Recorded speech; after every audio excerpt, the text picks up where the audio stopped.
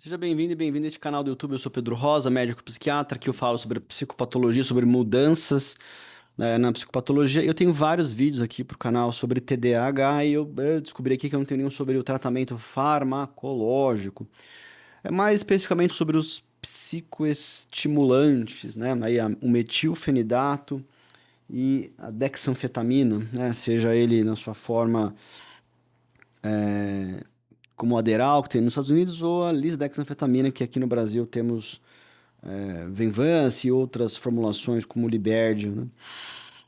Bom, aqui a ideia desse vídeo é, em algum grau, falar. Eu tenho um vídeo que eu publiquei há algum tempo atrás sobre o uso excessivo dos psicofármacos, e esse é um tema, por óbvio, que também entra aqui para os psicoestimulantes.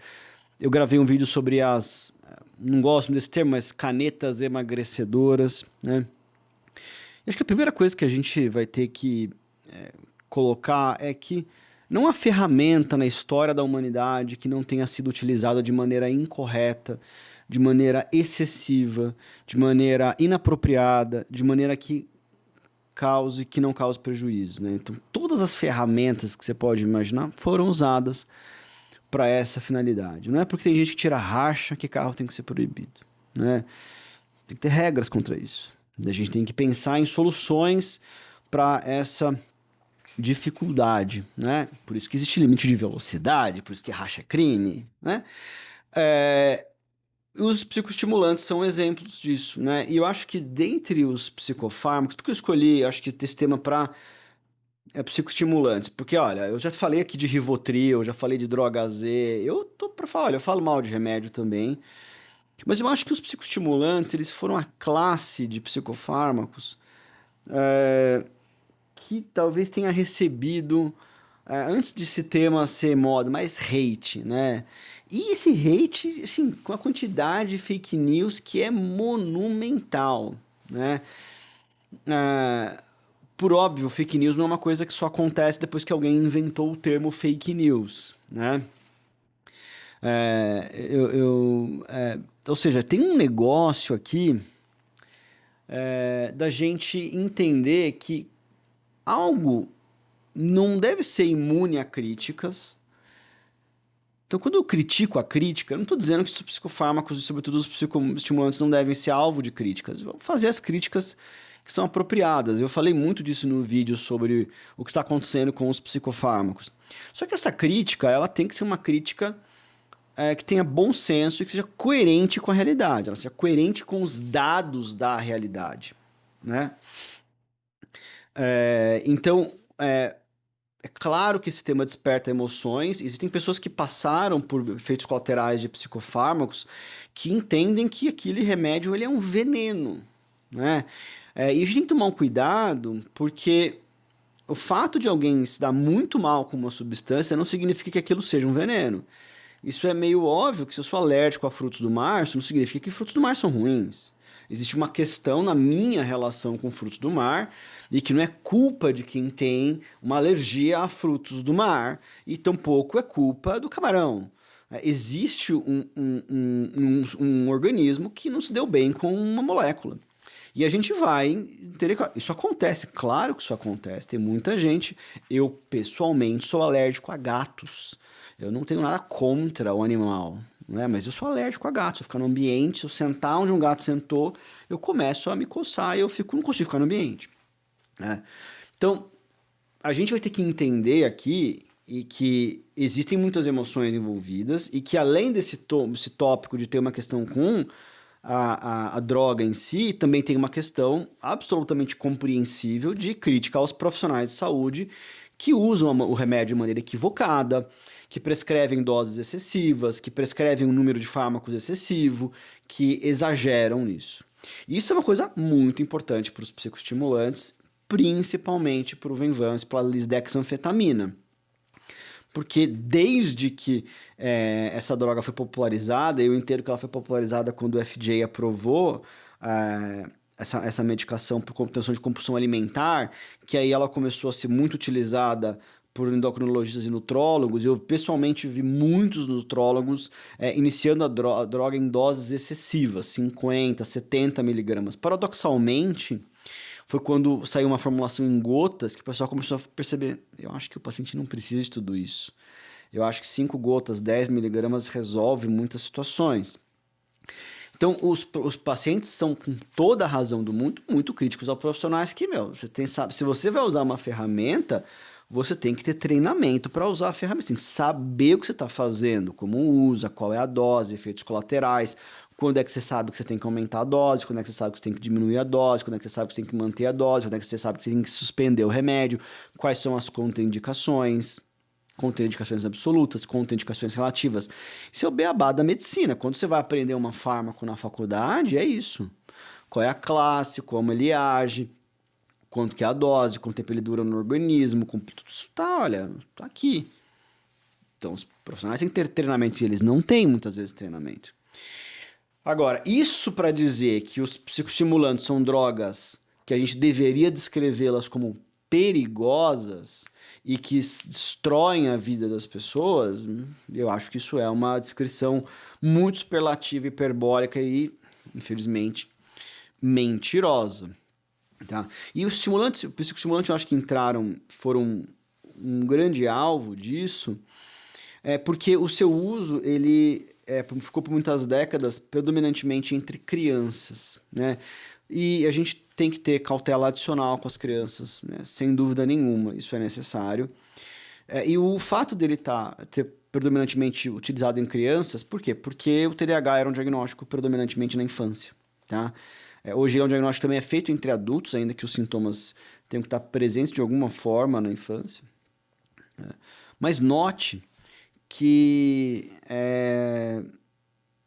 compreensivamente existe uma preocupação adicional do impacto dessas drogas no desenvolvimento das crianças. E isso foi extensivamente estudado. Se isso foi extensivamente estudado, é porque isso não foi negligenciado pelos profissionais de saúde. E, portanto, essa preocupação veio à mente dos profissionais de saúde. O que faz com o desenvolvimento das crianças? A gente vê tão pequeno, já medicado, precisa disso nessa idade, nossa, para que tanto? Vai passar, ou ele só é desatento, nossa, mas ele é uma boa criança, como se tivesse alguma coisa a ver com TDAH e ser ruim, né? E aí a gente precisa responder essas perguntas. E aí, o que acontece? Quais são os efeitos a longo prazo? O efeito a longo prazo é um desempenho acadêmico melhor, relações interpessoais melhores, menos envolvimento com acidentes, e inclusive com direção. É que a gente tem nos Estados Unidos, a carta é com 16 anos, né? Menos envolvimento com crime. Então isso é uma coisa importante, né? Ah, mas, nossa, tá falando que os pacientes com TDAH são criminosos. Não estou falando que os pacientes com TDAH são criminosos. Estou falando que em toda a coorte que se viu até agora, se você pegar os pacientes com TDAH e compará-los com os pacientes sem TDAH, eles cometem mais crimes, eles são mais presos. Isso significa que a maioria? Não, é uma minoria pequena, maior do que a minoria pequena das pessoas que não têm TDAH, tá?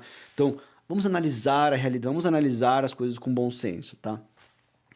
Eles sim têm menos comportamento impulsivo, né? Como, por exemplo, gravidez na adolescência, quando eles estão tratados.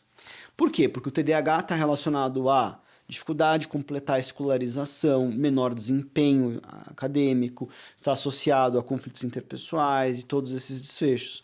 Então, o TDAH está associado a desfecho A, B e C ruim, o tratamento pode ou não estar relacionado a melhorar esses sintomas.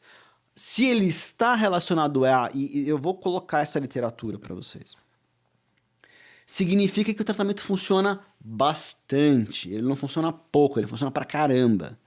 E essa é a realidade, a literatura mostra isso claramente. Agora, o que tem é uma tentativa de associar essas medicações a aumento de uso de substância. Esqueci de falar.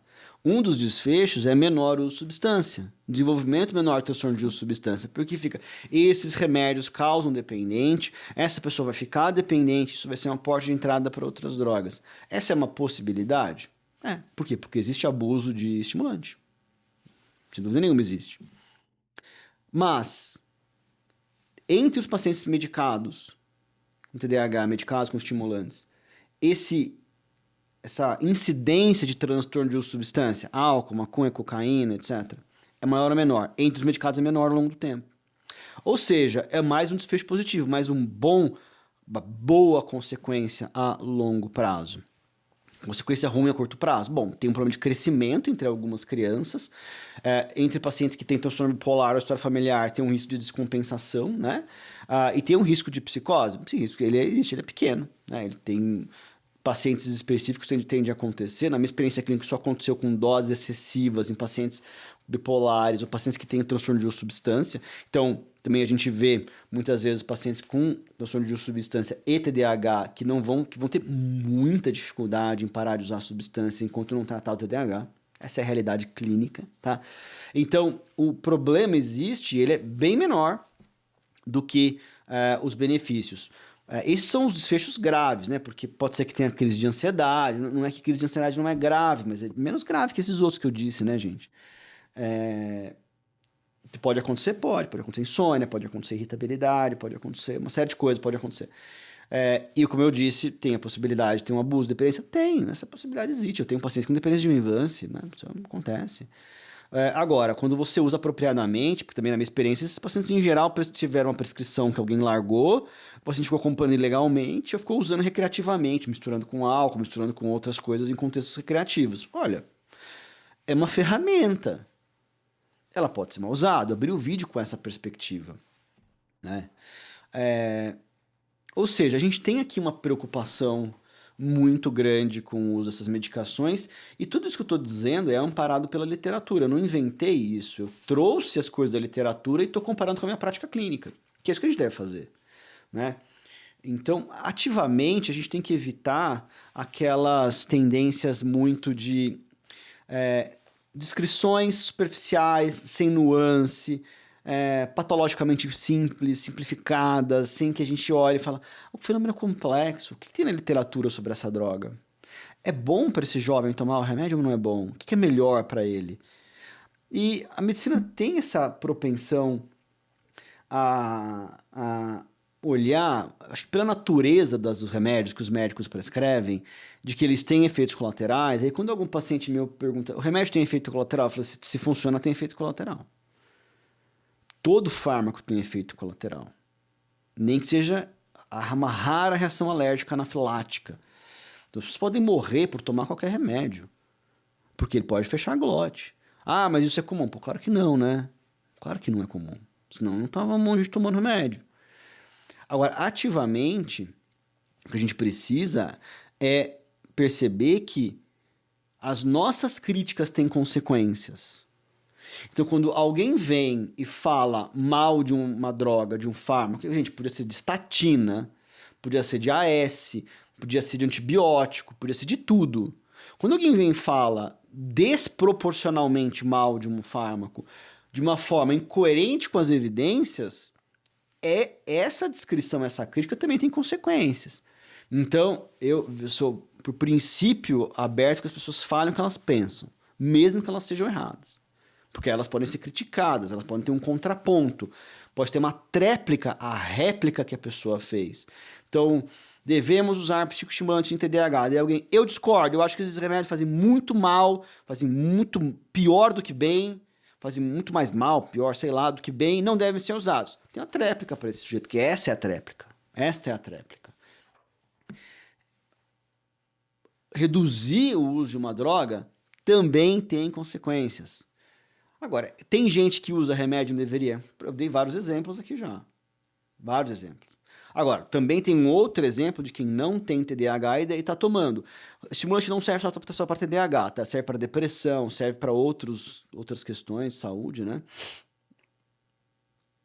Que deve olhar para essa questão de saúde mental, o uso de psicofármacos de maneira abrangente e criticar a crítica. Porque a crítica deve ser feita de maneira sensata, ela deve ser feita de uma maneira coerente com a realidade e cautelosa. Porque hoje a gente sabe que tudo meu que vira clickbait, se eu não fizer uma crítica estrombólica, hiperbólica, exagerada, ninguém vai ler, vai me dar atenção nas redes sociais, vai me dar views, whatever, sei lá.